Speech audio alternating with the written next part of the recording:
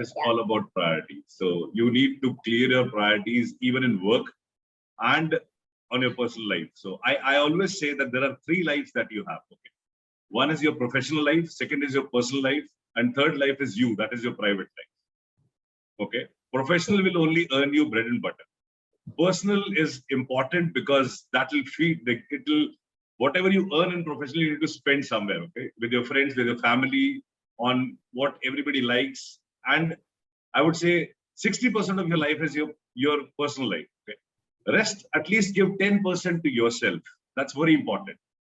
If you don't develop yourself, like it can be anything. Like do what you love what you do. So feed your not soul. your work, not your work, So, not your work. The you life is basically to feed your soul, feed your own self. Good one. If you like to sit alone for an hour, doesn't matter. If you want to watch movie alone, again, watching movie is not private because you are actually looking at somebody else, okay, and trying to understand what they do. So that's not, I don't call it as private. Private is like you meditate, you play music, you want to play some games, do what you want to do for yourself, for your development. That's more important in life than anything. I'll tell you one meditational thing that I found. Gaurav, I'll tell you one meditational thing I found out: washing dishes. It's actually, what I found out, that in, for meditation, you do something that is monotonous, like even if it's breathing or something. And I found out I get some of my best ideas when I'm washing dishes in the evening. Everybody has eaten. I have the only thing I contribute on the whole day is basically wash dishes. Otherwise, I don't do anything at home. And that's really, when you're just kind of, rubbing the soap on the dishes and, putting them under water, your mind is kind of, you're doing something monotonous and your mind is really racing. Okay, what do I need to know to do? What I need to do next? I've got my team members on this call. Exactly. Yeah. No, for sure. No, that's a great way to start us off, because like this is so meditative for me to just like listen to you guys talk. That is just like everyone has different forms of meditation, and I think just like listening to interesting people is deeply meditative for me. So thank you, Rajiv and Gaurav, for starting us off. This is perfect. This is just the beginning we needed. So thank you. Over to you, Devangana. Awesome. Thank you, Rajiv, for starting us off. Gaurav, welcome to Procurement League. It's just like this family that loves procurement and all things procurement and all people in procurement and all kinds and minds of procurement. So thank you for being here. This means a lot. I'm going to quickly, in my own way, introduce what I know of your background. So I'm really like, I feel giddy like a school student, excited to chat with you. But here is what I know, that you spent about 20 years in the space of procurement, strategy, growth, development, all kinds of things. You now you're the senior global procurement person for Schneider Electric. Before that, you worked with GE, you worked with Syntex, and you've just like done a lot of things in the space of procurement for now, like over 20 years, actually. I think your first job started in 2001 and we're in 2022. So it's been a long time, but I'm going to let you introduce yourself, because I feel like CVs and LinkedIn profiles just don't do justice to the human being. No, Devangana, thank you. Thanks a lot for having me here first. Good morning, good afternoon, good evening, everyone whosoever has joined us from various corners of the world. But if I give a quick introduction about myself, I've been in this journey for almost 21 years now. And I started my career as a site engineer in Oberoi Thermit. At that time, I didn't know what life is all about, what is work, okay? So whatever was offered, I used to do that. And whatever I used to do like crazy, okay? This is the job I've been offered. Following Oberoi Thermit, that was basically a site engineer job where I used to be at sites for months and sometimes like 2 or 3 months. Which was not very convincing for my family, and my father actually worked out a job for me, and he got me into a job with a sister concern of Subros, which is into auto air conditioning, global auto tech, where I started as a quality engineer, working in shifts, day, evening, nights. Like again, I learned a lot of things there: how to do process documents, how to actually manage quality, what is quality. Got promoted there, then moved on from there to a company called Continental Product Component System, which actually offered me, I would say it was UK-based MNC. Unfortunate to my luck, 8 months down the line, the company closed. They shut down their operations in India. I had no job. And I was supported by one of my, I can say, friends who used to own Syntec Farms. He offered me that if I can manage procurement for them. Okay. At that time, I honestly didn't knew. I knew a bit of procurement. I would say there are different type of procurement. So one is new product development. I knew about that. He said, okay, let's explore what you can do. And fortunate to that, I learned a lot. Okay. Because I was independent. I used to work day and night to understand what we can do differently, how we can bring in more innovation to the procurement processes, how we can actually streamline things. I did so much of learning that I was fortunate to get into like the first round of interview in GE, and I was selected based on the experience that I had. Okay, it was not because of the background, but because of the knowledge that I gained throughout the process. In GE, I was offered a role to, again, it was like a new product introduction team where we used to do low-cost country sourcing. I was supporting almost 30 plants worldwide, developing niche components. Okay, they like see nobody wants to do localization. Nobody wants to give like the products that they are managing to any other bucket. Okay, and it was tough for them when I used to offer them the prices and the products which they used to call niche. They're getting developed them in India with a different view and at a much lower cost, like 50-60% reduction, including logistic fees, which was quite interesting. Then I had built good repos in the industry by that time on production procurement. I was offered a role in Schneider Electric, like almost, you can say, 9 years back. There was a plant which was in crisis. Schneider wanted me to work on that. I started working on that. Eventually, we came out. It was in red alert. We went green. There was no suppliers. Did supplier development, understood supplier relationship management, like product development and all that stuff. And then finally, 6 years down the back, I entered into indirect procurement. So throughout my journey of direct procurement, I went into indirect procurement.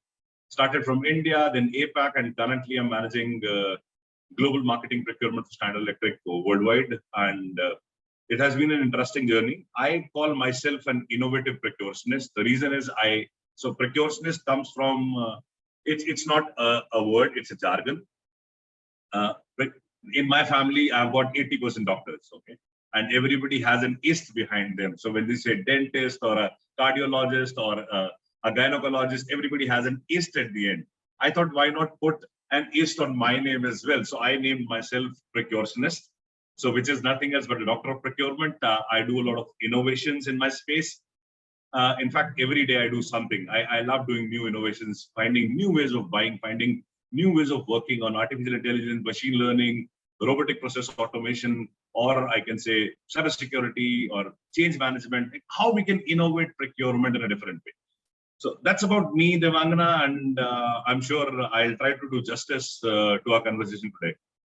This is fabulous. This is so exciting. I'm sure everyone who is here is just like, yes, like worth our Thursday evening. So this is super exciting. I've never met a procurtionist. I met percussionist. So this is fabulous. Thank you for that great introduction. So Gaurav, what like I always love to ask people this. You've done a lot of things till now. Various industries, companies, started like joint companies which failed, got a new company. I had to ask friends for help. Just like a lot of things which sometimes make you break, lose yourself, finding yourself, rebuilding yourself, continuing to take risks. What did you learn through all of these experiences? What were the different learnings? What were similar learnings? What else? See, I would say, like, okay. In my early career, when I started off, that was the first time when I started learning team management. Okay, I was not a leader. Okay, I was just a site engineer, but I had a team of almost 100 people to manage. When I say 100 people, there were people on site who were actually doing thermite welding. Okay, now it's not easy to manage those people who are working on sites in remote location. There are multiple things that they need. Okay, you need to take care of their HR because you have lot of attrition. these workers are very low wage workers. I started learning team management. I started learning people management. Okay, how do you ensure that people are there, people are working, people are collaborating with each other, they don't fight, because there were a lot of fights on the site. How do they agree? How do they be more productive? How we can recognize them to ensure that we're going along the way. Then moving on, I entered into quality. So when I was in quality, it was like I learned a lot of sacrifice. Okay. Now, how do you learn sacrifice in quality?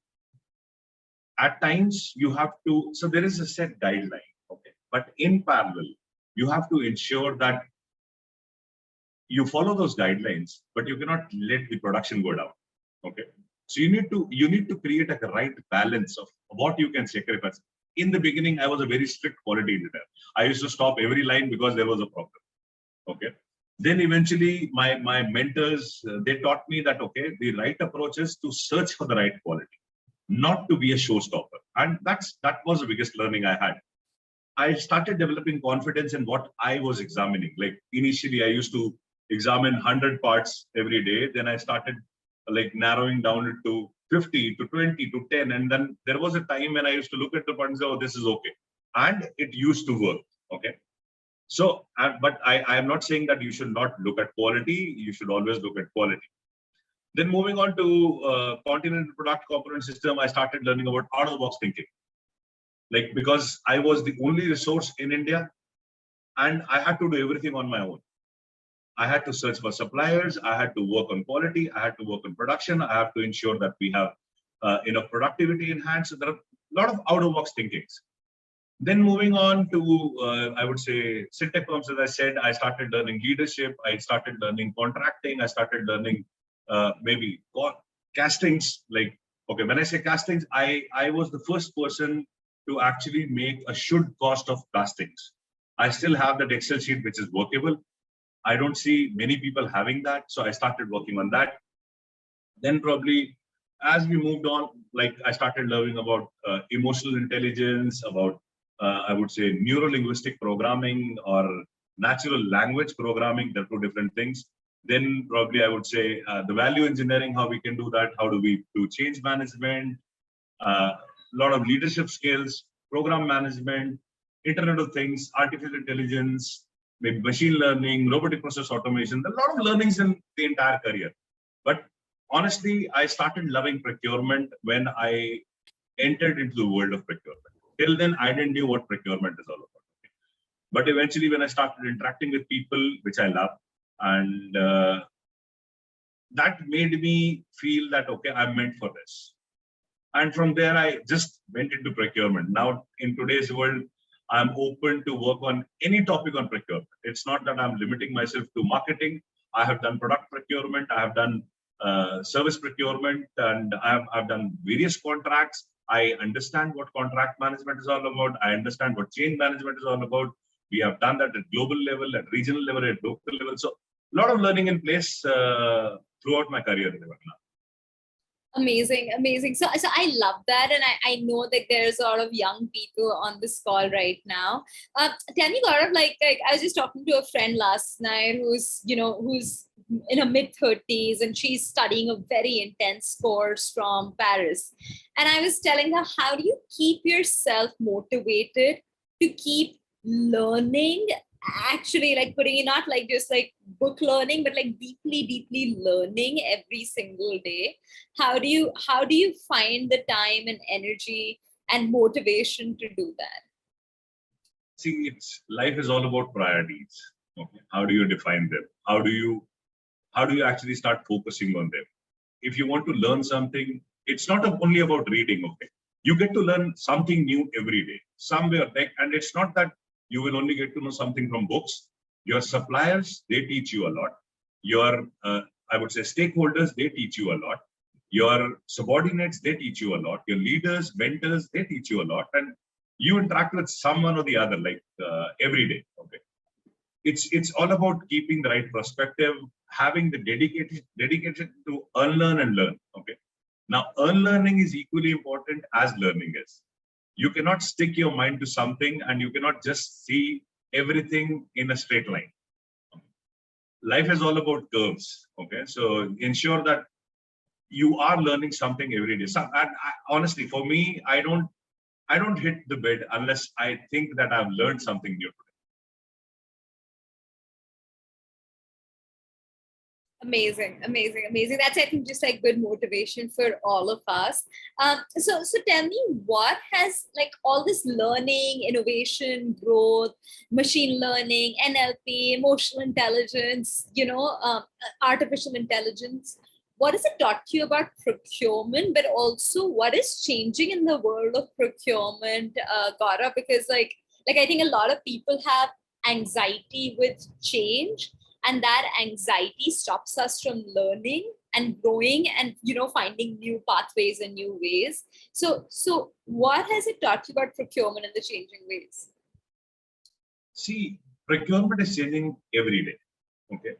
If you see, there are new agencies coming. We are moving. So again, let me explain you in a better way. We talk about people. Okay. We'll go to procurement. We'll talk about people. So there was a stage where we had industrial revolution. I would say that was the age when my parents used to work. Okay. People used to work for three things: bread, and I would say bread, home, and maybe clothes, because that was the need of the hour. Then came our revolution. I would say that was the information revolution, where we started learning more about, or I would say we started developing standard of living. Okay. We were not worried about our house. We had a house.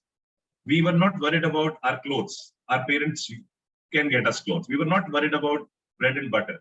Our parents were very much at that stage that they can like get bread and butter for us. Now we wanted standard of life, standard of living. And that is how we started working. And we thought that, okay, let's focus on how to improve ourselves. How I can get a better home, how I can get a better, I would say, atmosphere around me, how I can get, maybe I would say, like we were getting bread, how we can get donuts. Okay. Now the new generation, which is basically a digital revolution. Okay. They are not worried about standard of living. Their parents have got it. So I would say we have got it. They're not worried about their house. They're not worried about their clothes. They're not worried about their bread and butter, because their grandparents have already built that stage. Now, what they need is quality of life. Okay. When I say quality of life, and this is the same thing with procurement. What we need is standardization. What we need is digitization. What we need is a revolution. Okay. People are looking at new ways of working. You cannot see traditional procurement cannot die, but in parallel, you cannot neglect digital procurement.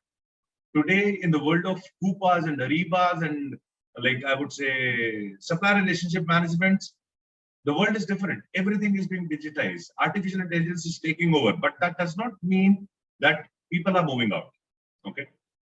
We have machine learning. Now, what is machine learning? Machine learning is nothing but you teach a machine, the machine teaches you something, and then you teach that machine again what you have learned. It's a continual improvement process. So it is not a continuous, but a continual improvement process. You learn from what the machine is teaching you, and then you teach the machine again to go forward with better enhancements.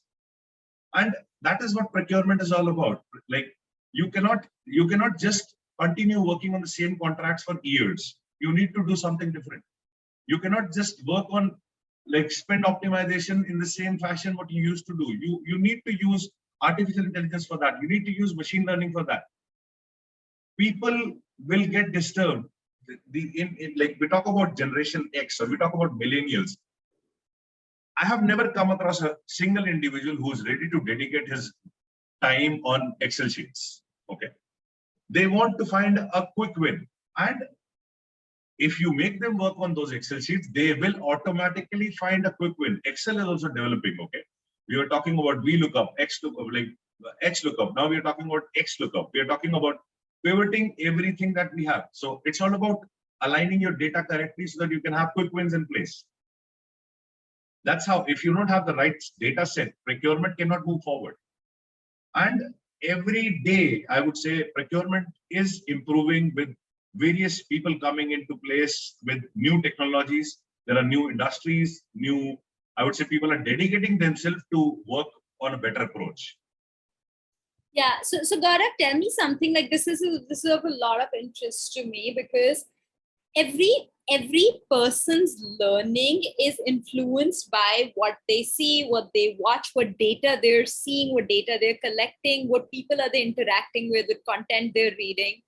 How in the midst of all of this do you control the directions that procurement can go in, especially when you're managing a team or you're trying to like work together towards something? Because everybody's locus of influence and machine learning and what their machines have learned about them is all going to be very different from each other. So how do you manage the mayhem that procurement could bring? See, one thing that you need to ensure is, see, there is a change in everyday's life, and change is the only constant that we see. Okay. I think the best approach to managing change is to design a robust process. When you have a robust process in place and you are well aligned with your stakeholders, with your peers, with your subordinates, you can actually work on getting into new things. Okay. You can work on like, and second is dedication, I would say. You need a lot of dedication to actually ensure that you're not getting distracted by the X, Y, and Z's of the world. So when you're focusing on something, focus as if this is the only approach. New things will come every now and then. Okay, but I would advise everybody to follow one step at a time. Don't put all your foots into a single basket. Otherwise, you will only see getting demotivated by all that approach. So if you go step by step, being motivated to do what you're doing with a robust process in place, it's easy. It's easy. Got it. Love it. Love that. And I'm really interested in going further up. So okay. So let's like kind of get into the crux of our chat. Artificial intelligence is a very complicated space because it's always trying to influence us and distract us, and there's just so much going on. And humans are are distracted machines constantly. Our mind is everywhere all the time, especially if you're curious and you're learning and you want to see what's happening where do you see procurement fit into all of this, and where do you see it grow, but where also do you see it kind of like break and get disrupted?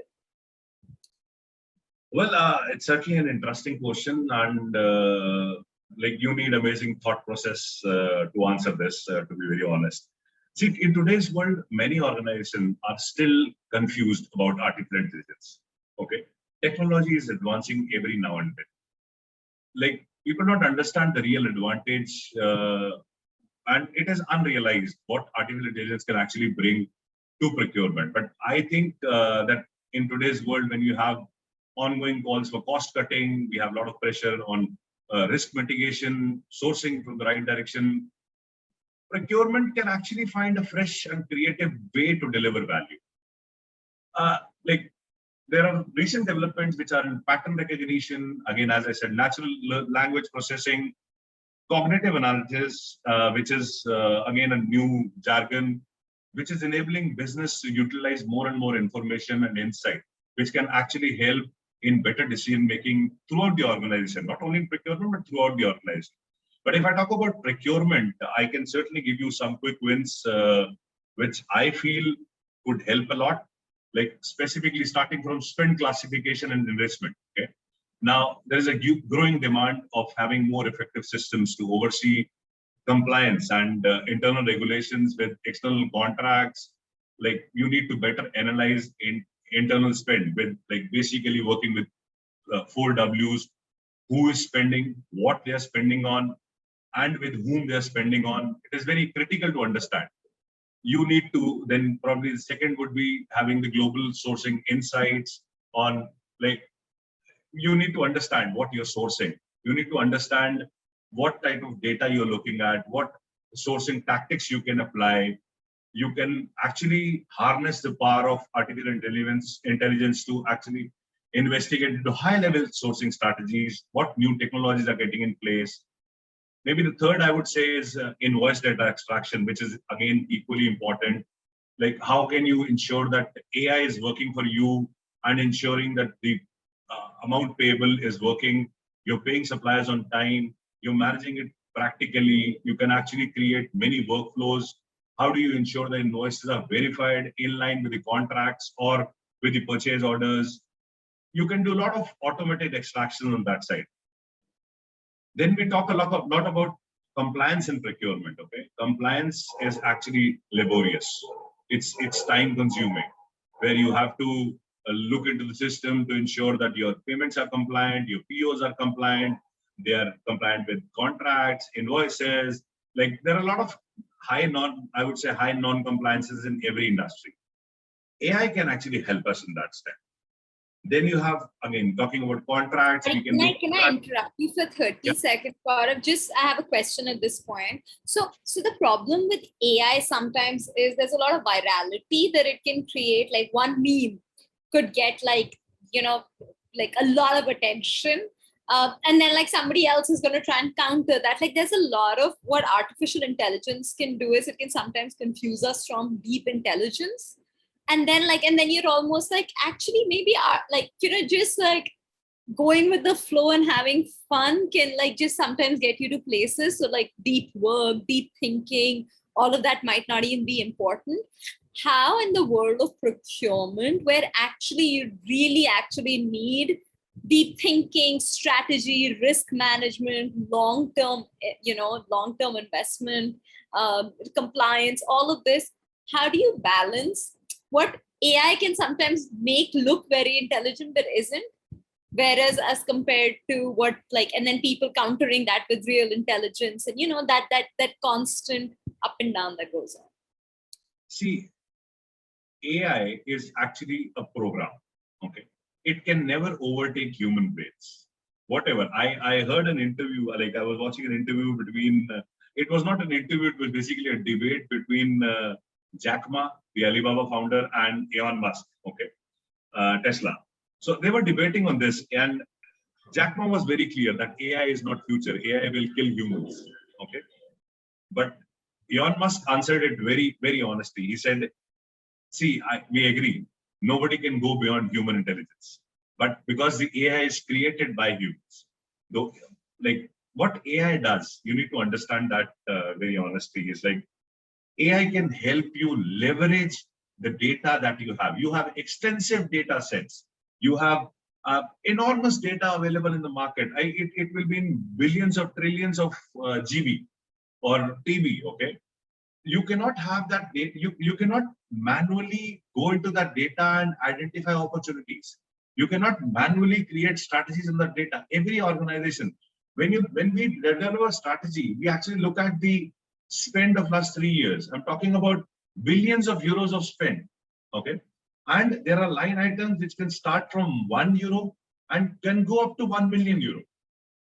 When you have to analyze what is going right, what is going wrong, there are multiple suppliers that you work with, like hundreds of thousands of suppliers that you work with. The priority is to mitigate the risk. If you don't mitigate the risk, now let's say cybersecurity. Let me take an example of cybersecurity. See, procurement is the gateway to cybersecurity. How cybersecurity can actually get into your organization system? It is you. If you don't have a good contract in place, if you're not actually analyzing your suppliers to the level of the risk, that can harm your company's reputation, that can harm your brand image. Like that data flows in, how it flows in from your supplier end. If you don't put the right data privacy agreements in place, if you don't have the right cybersecurity agreements in place, that can actually harm your organization in a very big way. Now, if you can actually control all that through AI, you can actually put the right contract extraction process. You know what is there in the contract. You have, like, generally in organizations, there are some standard guidelines for contracts. We also have that. Similar to that, every organization has some procurement guidelines. Like we can talk about insurance, we can talk about liability, we can talk about indemnification, we can talk about payment terms, we can talk about, like, there are multiple of them, okay? Now, how do you ensure that all your suppliers which are local are compliant to that? You cannot do it manually, because in like service procurement, there are hundreds of thousands of suppliers and every supplier works in a different way. Not everybody has that secure system. Not everybody will take insurance, but they'll tell you that we have an insurance. You cannot collect all the copies and stock it somewhere. You need somebody to do that. If you start doing it manually, it will take years. But if you have artificial intelligence in place that can help you to do that stuff in a quick and organized fashion, that's what the job of AI is. AI is not a showstopper. AI is not going to actually it is not going to stop humans from doing what they are doing. It is an add-on benefit that you get if you start learning AI.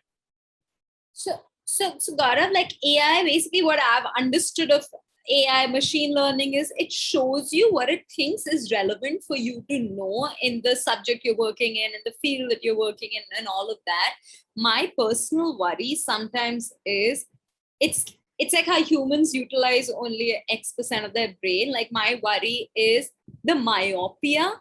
Sometimes, when you only are exposed to what you're meant to see, or when you only get the information that the machine thinks is important for you, human intelligence can get deeply limited. And I think like that's why procurement will keep stagnating, because procurement teams, procurement companies think the safer route is follow what is being given to us rather than like think big picture, break out of the myopia. How do you when you're training teams and you're learning and you're into it, because I personally am in the space of giftedness and autism, and every day I read information that has like gained billions of dollars in funding, and then I sit back and I read it and I'm just like, what is going on with our world, right? Like it's dystopian, the world that I find myself in when I work in this field. How do you talk about how do you manage what machines, what computers, what technology gives you as required information, and what else would you need to know about the company, the suppliers, and how would you approach that? See, again, machine learning can help you in multiple ways. It is honestly, nobody in the world is at that stage where you can actually predict where machine learning can take you. Okay, but we know what we are working on. And for me, the best thing is I keep on reading every day. I read at least for 30 minutes every day. And at times I don't even know what I'm reading. Okay, because that is new for me. And it's not, see, there is too much of data available in the market, repetitive, non-repetitive, new, old. There are many things. There are different predictions. There are different people who speak different languages. There are people who speak different things about different things. Like that you will have abstracts from, I would say, followers, as well as people who are against the motion. Okay. And I think when you actually want to learn something, you should read both the perspectives. You should not only read good reviews, you should also read bad reviews and understand what it is all about. Then you actually get to know what you want to learn. You want to learn bad, you will only learn bad. You want to learn good, you'll only learn good. Now, when you're learning good, don't think about bad. When you're learning bad, don't think about good. It's very interesting. Huh?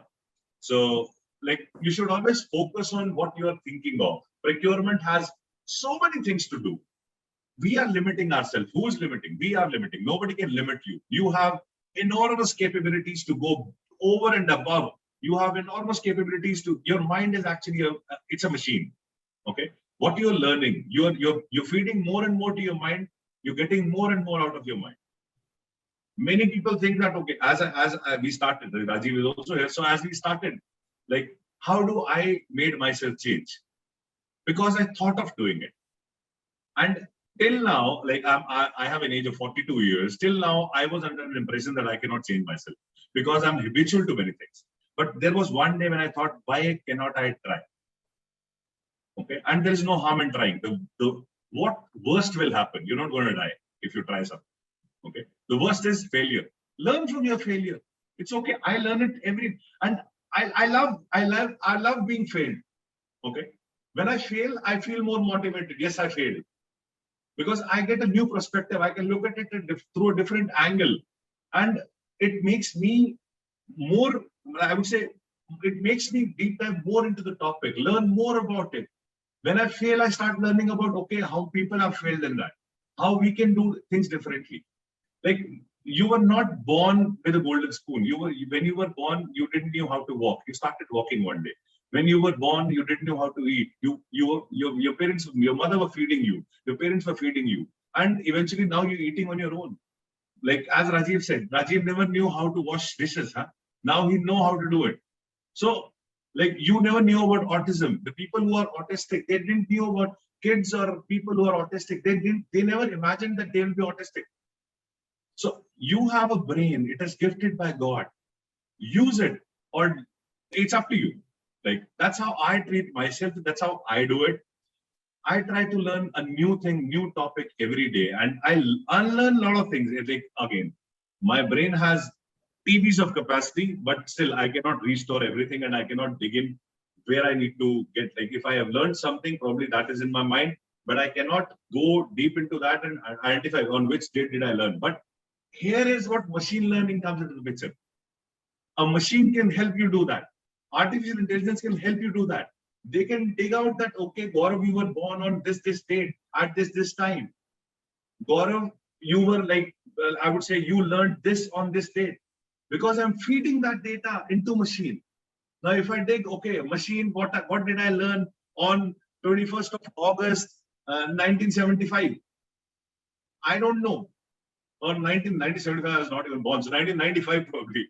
I don't know, but if I tell that to machine one time, machine will always remember that. That is where artificial intelligence machine learning comes into the picture. You don't have to rework on your data when you're talking about machine learning. You have given that one time. Look into the outputs, start working on that data again. You will identify many opportunities. And what I people love don't do that. is they're afraid. People don't do it, they're afraid of relearning. Okay, but they're not understanding the benefits of it. There are many benefits of machine learning. There are many benefits of artificial intelligence, like robotic process automation. You're talking to me, I'm answering many questions in a different way. RPA can help you build chatbots. Why you need Gaurav? You don't need Gaurav. You want to search what is the category strategy for global marketing or a particular family under global marketing? Like how do I buy creative production? Why do Gaurav needs to go and answer this question every time to different individuals? I've got thousands of marketing professionals. I cannot answer the same question to everybody. What I thought of is I thought of building a bot. Okay, I built a bot. Now, if you want to learn about, like, let's say, maybe media, how should I buy media? You go and answer. The bot will answer, how do you buy media? Who's the right person to contact? Which is the right supplier for in your particular country or in your region? Now, that is on machine learning because I have fed that machine. And that machine is helping people now to answer their queries. This is like very simple. I love that.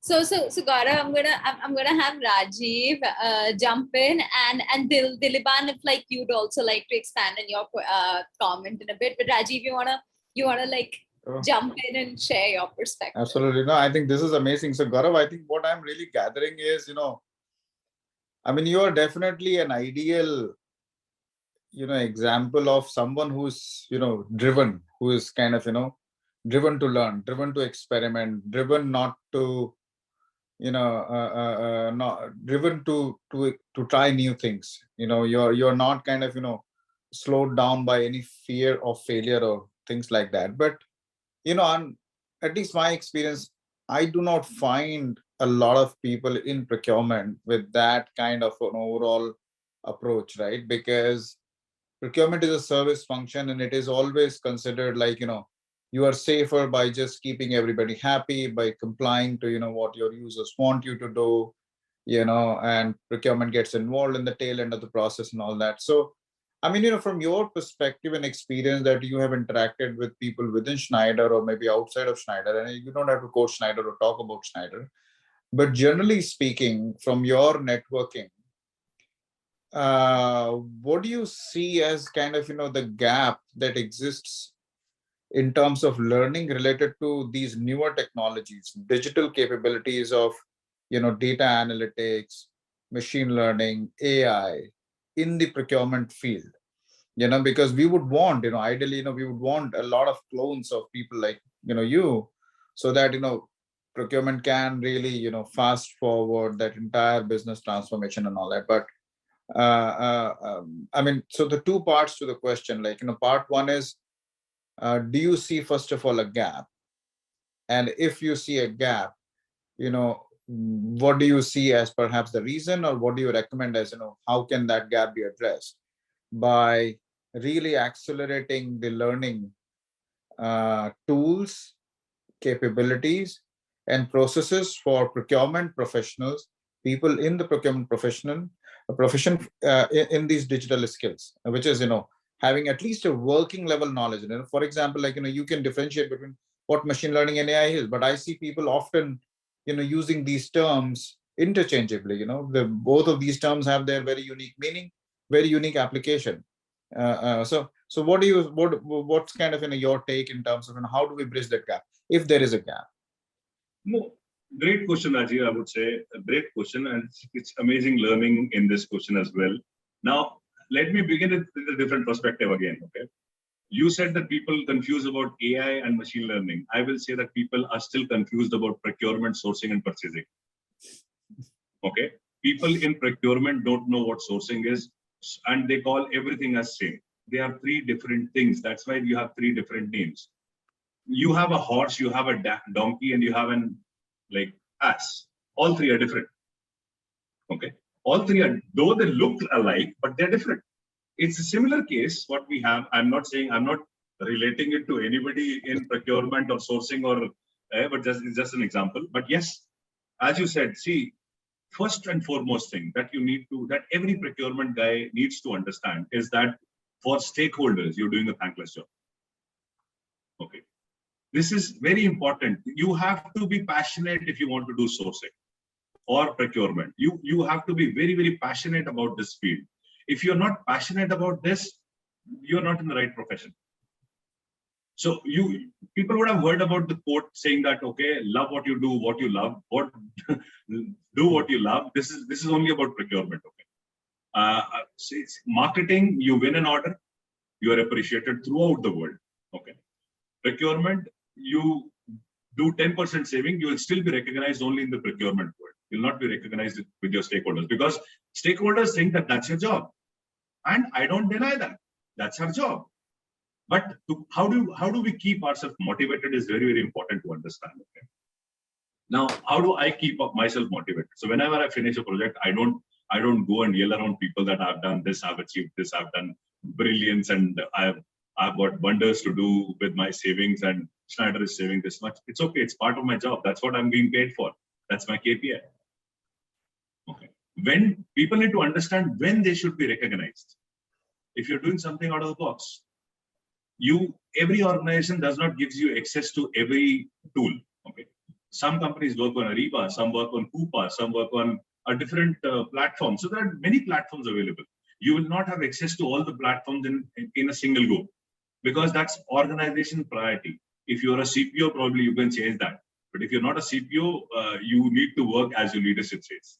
So I have worked on Ariba, I've worked on Coupa, I've worked on SAP, because I've been in different organizations had different platforms to work on. So, and what I did was, from the very first day, I was in love with technology. I would say from class 11th, I used to love technology. I would say in my batch, when I used to study computers only. Okay, but I was never interested in doing computer engineering, because I thought computer I can learn parallel.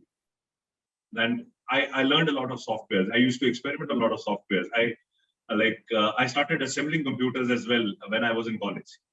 Okay, I did my engineering. I did my forte in robotics, because at that time that was niche. Nobody used to work on robotics. And in my class, I was the only one. Entire engineering, I was the only one who was focusing on robotics. So now I love doing that stuff, because somehow I feel that you should learn something which nobody else is learning. And whenever you get an opportunity, I would say, whenever, if you're currently working on Coupa, if you're currently working on Ariba or XYZ, whatever tool you're working on, go deep dive on that. Nobody's stopping you. Okay. If it crashes, it is not your problem. It is IT's problem. Go and experiment everything that you can. Make good friends with IT, because they will give you access to every different, I would say, code of that. Okay. So experiment. The more you experiment, the more you learn. You don't learn from books. You learn by experimenting. That's what I did, and that's what I would advise everybody. And you're not doing anything wrong if you are failing on if your system is crashing. It's okay. That is, you have an IT team to manage that. Similarly, like we talk about machine learning will never fail. It will give you errors, and there is a solution to every error. So we should focus on improving those errors. Okay. Now, my advice to people who do not want to unlearn or learn is that start meditating. Okay. The more you meditate, the more you start focusing on things. And when you're meditating, so meditation does not mean that you have to just go and sit idle and do nothing. Listen to your favorite music. Listen, or not only music, play your, as I said, what I do. Okay, do what you love, and do it in isolation, because you are doing it for yourself, for nobody else. When you start doing it, you will actually find the real, as you said, Rajiv. You start working on your brain when you're washing dishes. So that's okay. It's perfectly fine. You're washing dishes, or you're washing clothes, or you're watching TV, or you're looking at your internet, or like, I love talking. So I learn a lot of things when I'm talking. There are many things that I'm getting from you, which I think that I can also focus on. Okay. So that's how you do it. This is the gap. Now in the new generation that is coming up, which we call as Generation X, the kids do not have patience. They need to focus on their patience. They need to develop that patience. I have hired people who came back to me in 3 months saying that I know everything about procurement. I cannot continue in procurement. I said, it's been 19 years since I'm working on procurement, directly or indirectly. And I don't know P of procurement. Procurement is that vast. Okay, so the only advice from my side would be to start focusing on things, like isolate yourself and work on that. And when you're isolating yourself, give that time to that work that you're working on. Do not focus on multiple tasks at the same time. Do one activity at one time. You'll automatically fall in love with things. I think that will require another 2-hour session, Gaurav, because we can take this conversation into energy and all of that, that when you're working with non-living things, it's the energy give and take. So that's a very separate conversation. Neuro-linguistic programmer. I am a certified neuro-linguistic programmer. I can actually read nerves while talking. Yeah. So let's set up a separate time for that. But I think, coming back to that AI and machine learning question, Gaurav, you said that there is one successful example you have seen in data classification. But tell us a couple other, places where you are seeing maybe progressive organizations really, taking the leap in terms of, deploying AI or machine learning in day-to-day procurement. Some examples, some situations, because I think we've got a lot of people in our call today, who may really benefit that. It might just open up their minds that, yes, this problem in procurement could be solved, employing this kind of a technology approach. See, first and foremost, as I said, spend management. Okay. Today, we live in a vicious world. We don't know what we are. See, I'm not saying that everybody doesn't know what they're spending on, but there are still loopholes. If you bring everything to machine, if you bring everything to AI, you will have a better visibility. Supplier management. Like, I'm managing a global role. Okay. And in global roles, what happens is there are countries. I'm supporting close to 106 countries. Now, every country has their own procurement team, or a local procurement guy, or maybe a cluster of procurement people who are managing it. They want to do local. There are challenges in languages. How can machine learning can help you bring everything to the same platform? We can do supplier analysis. There are possibilities that there is a supplier sitting in maybe Mexico who can actually support us globally, even in Singapore. But the Singapore team doesn't know that. Okay. That can help. That is the approach that machine learning can bring in. They can actually do your detailed capability matching of a supplier. You just have to feed data once, or you ask the suppliers to feed data, and you get to know what all suppliers can do, what all countries. See, collaboration is a big challenge. Machine learning can actually, or AI can help you collaborate more efficiently. Okay. I would say, how do you monitor and track your efficiencies? Machine learning can help you do that. Like, you can actually track your efficiencies across the globe. You can track your efficiencies at individual level through machine learning. Compliance management. Today, we have a big challenge in procurement, that is compliance.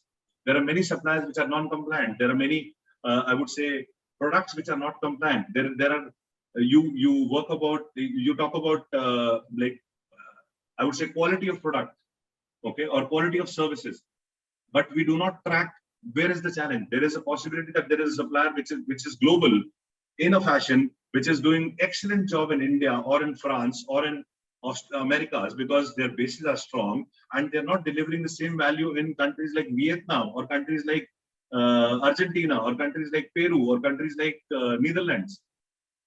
Then they're non-compliant. We have faced that situation multiple times. We have a global supplier who is having a compliance issue in a particular country and we are not aware of that. That machine learning can help you track that. Interesting. Okay. Then you have contract management, contract efficiencies. You're like, you don't know. So there are multiple contracts lying which are going to a closure. But sometimes you don't actually get into that. You don't ignore that, or you don't actually realize the buyer has left. The contract was signed by him or her.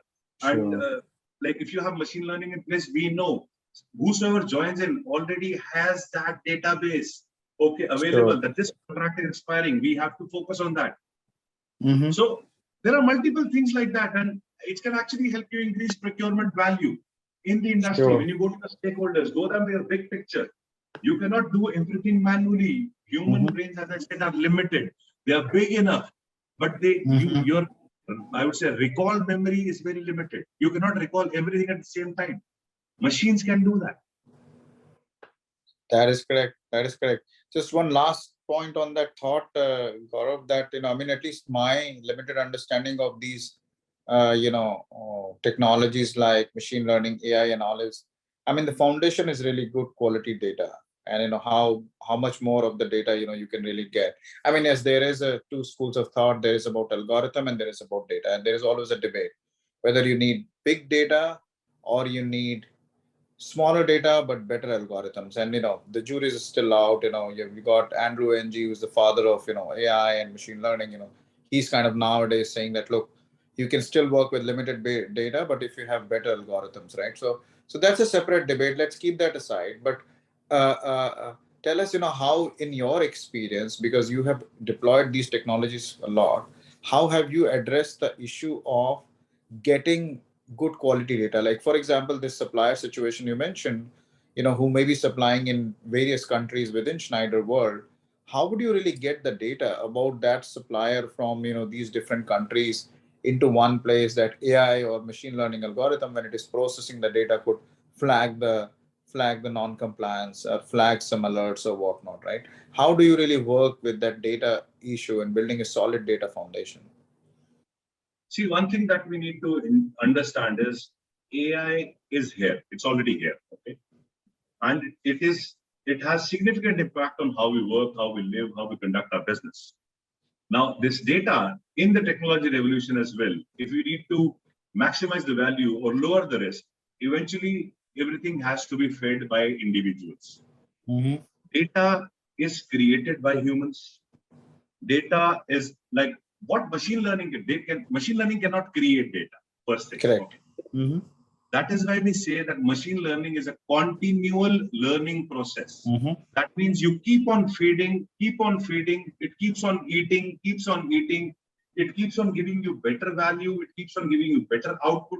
You continue to feed, you continue to improve that output and feed machine again. That's how it works. That is why we need humans. Understood. So the human portfolio is not dying. If I ask a supplier that, okay, tell me what all locations do you work on, what all maybe destinations you can work on, what all countries you support, what all you can do for us, what is your, how many customers do you have, what all customers. So there are a lot of supplier, I would say, evaluation matrix that every organization has. You cannot fill that. A supplier, a human has to fill that. Or a supplier can provide you that. Obviously, you can put that data into machine and then machine can read on their own. But at the end, it is humans. You have to tell. You have to tell that this supplier works on like machining components. Whether now machining components again, I'm just taking an example. Machining components again can be vast. Somebody can do drilling. Somebody cannot do drilling. Somebody can do turning. Somebody cannot do turning. Somebody can do like XYZ method, but others cannot do. Somebody has maybe an 8-axis machine. Somebody doesn't even know what 8-axis machine is. Okay, some machines are robotic controlled, some machines are manually controlled. Now, what kind of machines do you have? How many machines? That data has to eventually go from humans. Okay, so you continue, you do make machine learn continuously. Okay, so you feed on data, machine will give you output. Feed on more data, machine will give you better output. Now, data is never good. If you say what is good data, there is nothing called good data. Every data is a bad data. Either you make it a good data or the machines will make it a good data. Again, data is limitless. Extensive data, like same product, same components. As on today, if you tell me that there is one supplier that only can supply this, I do not agree to that. There is somebody in the world doing the same stuff, but is not being recognized because of their capabilities, capacities. Now, data can actually help you analyze, put those things in one place and analyze the better approach. That's what data can. Data can actually help you strategize the right approach, work on value engineering, work on change of source, work on change management, work on cyber security. Data can help you in multiple ways, but data has to be fed by humans. Sounds good. Great summaries, Gaurav. Great summary. Thanks, my friend. We're almost at time, so I have just like one last question, and then I'll open it up to everyone else. But Gaurav and Rajiv, you guys touched upon something something that's just very complicated, which is constant change, constant learning, new data sets, new suppliers, new resources, new ways of work. Like there's just like cost, like you could do risk management here, cost cutting there. Like there's just a lot going on. How do you manage sustainable procurement in the frenzy that we live in? And I know, Gaurav, like that's a big area of your focus. What does sustainable procurement even mean anymore in the world of procurement? Again, an interesting question, but a different direction, because sustainable procurement is again a vast topic, what we can talk about. But what I feel is, like, what do you call a sustainable procurement, or rather a green procurement? Okay. Every organization has a corporate social responsibility. They have procurement procedures and they need to put in the right direction. How do we practice green procurement or sustainable procurement? We need to integrate the needs, specifications, criteria, make it compatible with the environment and society protection. We need to focus on like utilization of natural resources, greenhouse gas emission, climate change. And there are multiple ways to do that, okay? But how it can actually, sustainable procurement can help us. See, first and foremost, it can actually help us in risk reduction. When I say risk reduction, how it can help us, okay? Like every supplier is at risk. When you talk about sustainable procurement, it talks about unethical business practices. None of the suppliers should do that. It talks about child labor. None of the procurement suppliers should do that. It talks about local pollution, which actually affects the customer brand value. Okay, we should focus on reduction of, I would say, carbon footprints. And honestly, I don't know if people actually feel that way, but I feel that if we actually focus on carbon reduction, it can help you in reducing your cost. Okay, it can actually help you in cost cutting, and it can save money for your organization. How it can you do that? Because you actually have to do a should costing of a particular methodology or a working process. You can save on energy expenses. You can save on reducing the consumption. You can actually save on reduction by over specifying, because a lot of organizations, they do over specifying of things. Okay, so you can actually work on that. Maybe you can focus on environmental cost or social compliance cost. Many, I would say, sustainable procurement techniques are there which can help you in reducing the total cost of ownership. And probably, I would say, it can actually help organizational revenue growth. We have seen organizations growing up by 50 to 30% when they start working on sustainable procurement, when they start working on like reduction of cost through sustainability, when they start monitoring their carbon footprints. Okay, and there is an Oxford study as well, which can actually help you in reducing cost. Now, how we can actually, what we call as clear, sustainable procurement. You should actually work on future-proofing yourself. It can actually help you in enhancing your customer perception about your organization, on how do they think about you. Because in today's world, everybody is only talking about sustainable procurement, and everybody wants partners who actually focuses on sustainable procurement. As Schneider Electric, for example, we are the most sustainable organization in the world because our focus on sustainable procurement is very, very high. We ensure that every supplier is committed to work on carbon dioxide reduction. Second is, it can actually help you in improving risk management, regulatory compliance. You can have better cost controls. You can reduce your overheads. You can actually be more competitive if you start focusing on sustainable procurement. Like we push our suppliers to do that. And we have actually seen a huge cost reduction, which is in the range of 7% to 15% when the suppliers start focusing on sustainable procurement. So these are some elements which you can focus on sustainable procurement, and it's a big topic. Again, we can work or talk about it for hours. It's a separate topic. Then probably you can invite me again for that, Devangana. No, I hear you. I think it's like it's a wide field, and there's so many ways one can do sustainable procurement in, and picking and choosing which and what and how you want to focus is a task in itself. So I fully hear you. Gaurav, last thing before we close out, your one piece of advice to everybody here, what would it be? Someone who new who wants to get into the space of procurement, or someone who's already there? Okay. So one piece of advice, if you say, I believe in that, and I would request everybody to think about it. Do not follow the path where it leads. Okay. So let's be clear. What you see is not always what you believe in. Try to think outside the box. Try to think of something creative. Try to think what others are not doing. If you have an idea, work on that. Don't just restrict yourself. Like, there are many people, many organizations, and I would say every organization needs people who have brilliant ideas. Everybody wants to work something differently. I know if you reach out to your organization or manager, you might feel that, okay, they are not in for it. No worries. Set an example, do something and show them that, okay, this is what it can, how it can generate the value for the organization. And everybody will approve, I would say, appreciate if it is actually practical. So do not just follow what you see, okay? Do something differently. That's what I would always advise every procurement guy, because if you follow the traditional procurement process,